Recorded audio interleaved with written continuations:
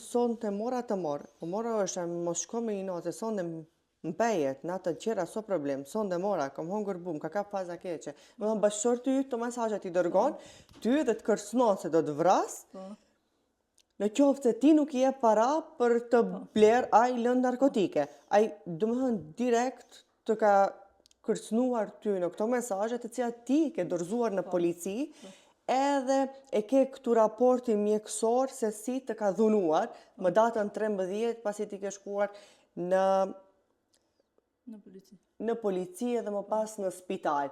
Pas këtyre mesazheve, ja telefonin e i denoncove rastin e polici, me datën 13 ka ndodhur dhuna që të ushtruar, sepse bashkëshorti i saj, i cili është përdorues i rregullt i lëndëve narkotike, këto 4 vitet e fundit pas 10 vite martesë, thaje. Jemi që dhe gjithë martut, edhe 4 vitet e fundit është shumë agresiv, edhe vazhdimisht kërkon para, domethënë, edhe nëse sjell rrogën, domethënë, ai e merr mbrapsht. Ai rrogën mund ta kesh shumë më të lartë, por në shtëpi sjell 100 euro ose kaq, domethënë, edhe ato para i kërkon mbrapsht, domethënë. As unë nuk ja jap, ai hin në dhomë edhe kërcënon me thikë, din mje para tani se do të vras, din ose i dua tani se mund tani më ka kap faza e keqe, ti nuk i kupton këtë gjoja, duhet ta kuptosh më mirë. Unë i them që fëmijët po qajnë, po na shohin këtë gjendje, dalim jashtë, duhet qetësohesh.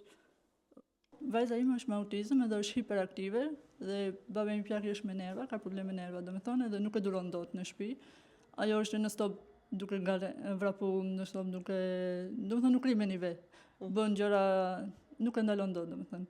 Edhe pse i merr hapa për qetësim edhe këto, ajo është në stop hiperaktive, edhe ajo është me nerva edhe nuk domethënë nuk e pranon deri në shumicën e rasteve ka kur thotë bën shumë belaja, bën kështu, domethënë nuk e duroj dot, kam problemet e mia.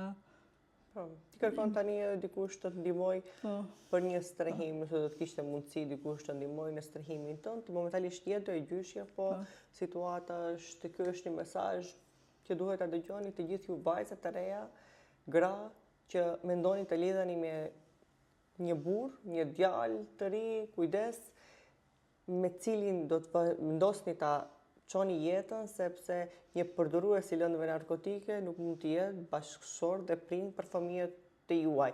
Në një moment, një ditë mund të ndodhi në një rast si ky, ku me thikë e ka kërcënuar bashkëshortën e tij, se nëse nuk e jep paratë e fëmijëve, ai do ta vras atë, edhe përsëri do t'ja marr paratë për shkak të nevojës së tij për të bler lëndë narkotike. Çfarë thonë nëna dhe babai i tij? Në familjen e tij atje në Tiranë, domethënë, është zakonisht përdoret dhunë këto gjëra. Edhe vllaznit i kam të njëjtën që merren me këto punë. Lëndë narkotike. Po, lëndë narkotike. Edhe ata e shtin her pas here, domethënë, eja se do prim këtu, eja se do prim atje. Kupton? Edhe policia në aksion, policia Gostivarit, pas gjithë këtyre raportimi edhe publik. Okej, faleminderit. Okej, Dina